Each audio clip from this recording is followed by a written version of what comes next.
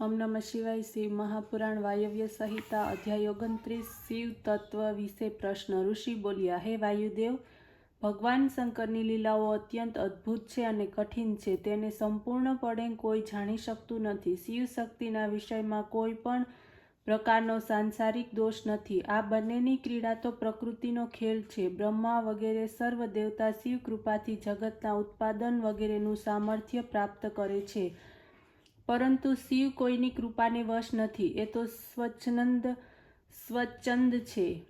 एमनो सर्व वैभव स्वाधीन छे। एमनुं स्थान स्वभाव चिन्ह सिद्ध रूपवान छे। अनपेक्षित रीते मूर्तिमां कार्यरूप छे। सिद्धि मानवामां आवशे तो तेथी बधे परम भावनो प्राप्ति थशे। अन्य भले परम भाव रहित होय, ते परमेश्वर तो छे ज। जे कला रहित निर्गुण स्वभाववाळा छे, ते कला सहित सगुण विपरीत स्वभाववाळुं केम न होई शके? शुं सगुण निर्गुण भिन्न भिन्न छे? परमात्मा शिव द्वारा सर्वमां रहेला छे। एक सूक्ष्म तत्व जो मूर्ति स्वरूप ज शिवरूप मानवामां आवे छे, तो मूर्ति आत्मावाळा शिवनी मूर्ति उपलक्षण रूपे थाय छे। काष्टादिमां आरूढ़ थयेलो अग्नि जोई शकातो नथी, ते रीते शिव पण अनाढ़ रूप थई जोवामां नहीं आवे। एवी स्थितिवाळा होय छे, जेम के अग्नि लावो एम कह्या पछी बळतुं लाकड़ुं ज लाववामां आवे छे। मात्र अग्नि केवी रीते आवी शके?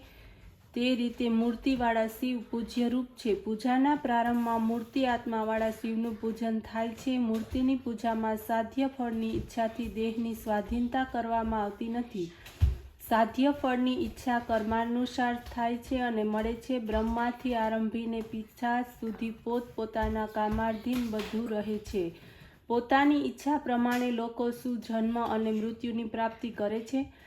भगवान शंकर बधा उपर कृपा करे छे, दुष्कर्मोने दंड आपे छे। ब्रह्मा शिव निंदा करता, तेथी तो पांचमुं मस्तक उडावी देवामां आव्युं छे। सिंह रूपधारी विष्णुने पोताना पग नीचे दबावी पोताना तीक्ष्ण नखो द्वारा एनी छाती चीरी नाखवामां आवी। दक्ष यज्ञमां अपराध करनारा देव तथा देवीओने वीरभद्र द्वारा दंड आपवामां आव्यो। पोतपोताना नेत्रोमां प्रचंड अग्निने उत्पन्न कर्यो, जेना द्वारा मयदानवनी प्रजा તેમજ કુટુંબીઓએ ત્રિપુર નગરનો ભસ્મ કરી નાખવામાં આવ્યું। સંસાર તરફની પ્રીતિને વધારનાર રતિપતિ કામદેવ પણ આપના ક્રોધાગ્નિમાં ભસ્મ થઈ ગયો। શ્રીદેવીને સમજાવતા બલ પરાક્રમ દ્વારા સ્વાહાને અગ્નિમાં સમર્પિત કરવામાં આવ્યું।